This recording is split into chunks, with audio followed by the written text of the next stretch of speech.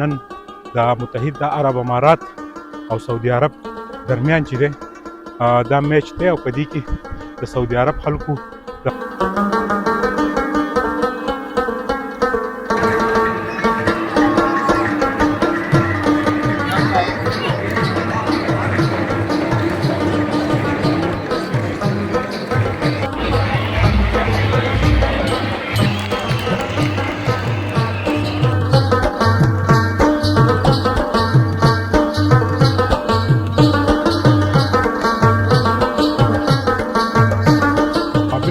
میټرو کې به زو سټیډیم ته او نن عرب لیگ کې د سعودي عرب او د متحده عرب امارات چې کوم میچ دی هغه به تاسو په ځل سره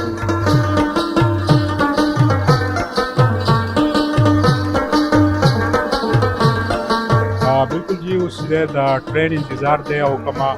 میټرو چې دا وخت هغه لږه شیبه کې به مونږ ځو وکرې ته او بیا چې دی مونږ به خلیفه سټیډیم ته ځو کم چې د قطر د ټولو نه لوی سټیډیم دی خلیفه سټیډیم دا وخت موږ ځو د میټرو په ذریعه باندې وکرې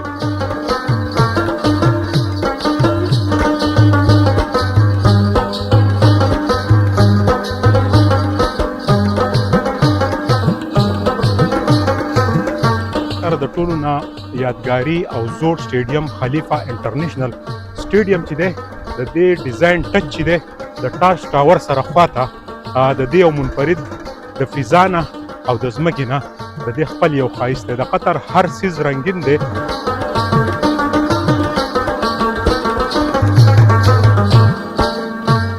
بسم الله الرحمن الرحیم خلیفه انټرنیشنل سټیډیم دوحه قطر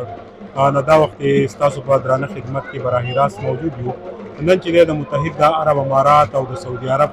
درمیان چې د فوټبال میچ دی دا خلیفه انټرنیشنل سټیډیم چې دی دا د قطر د ټولو نه زوړ پخوانی سټیډیم دی خو په نوي طرز باندې چې دی دا جوړ کړی شوی دی په دې کې د ټارس ټاور چې دی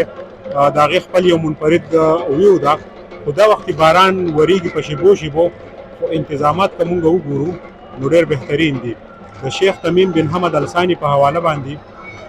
د ټولې دنیا چې کم نن پیغامات جاری شو په 18 دسمبر باندې د شیخ تمیم شمشیر رقص چې دی هغه هم وکړو د کورنیش پریډ ایریا چې کومه ده په هغې کې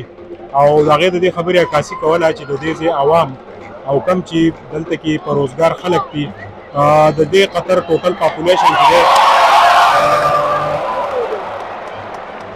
هغه 27 لاک دی چې په دې کې 4 لکه قطران دي په دې کې 3,30,000 پاکستانیان دي بیا خاص خبره دا ده چې 2 لکه او 1,000 په دې کې پښتانه دي د دې تاسو اندازه ولګوئ چې د قطر ځایي خلک د دې ځای حکمرانان د پښتنو سره څومره مینه لري که موږ وګورو پښتانه دلته په اهمو څوکو باندې هم تعینات دي د پاکستان بزنس فورم پریزیډنټ چې دی د هغه د سب ډویژن بریکوټ د خیبر پښتونخوا سره تعلق دی محمد اسرار د پاکستان کمیونټي چې کوم چیرمن دی عبدالجانان بنګش هغه هم د کرک سره تعلق دی چې پښتون دی د خیبر پښتونخوا سره تعلق دی دغه رنګ که موږ نور وګورو نو پښتانه دلته په مهمو څوکو باندې تعینات دي د شیخ تمیم بن حمد الثاني چې کوم پرسنل سکیورټي ده نو په هغې هم پښتانه ځوانان په دغه څوکو دي په آرمي کې دي په پولیس کې دي او نور په اهم ځایونو تعینات دي دا ډېره د فخر خبره ده چې په قطر کې زموږ د پښتنو یو لوی ایمیج دی تاسو چې دی د عرب لیگ د دې فوټبال ټورنمنټ نه خوند واخلئ او د سعودي عرب او متحده عرب امارات مابین چې کوم ټورنمنټ دی په لږه شیبه کې په 30-40 منټ کې به تاسو ته مونږ وښایو چې کوم ټیم چې دی هغه بری ترلاسه کړو تاسو به زموږ سره اوسئ د دې موسم نه د دې میچ نه به په شریکه خوندونه اړو ما سهیل باچا له راکړه اجازت د الله په امان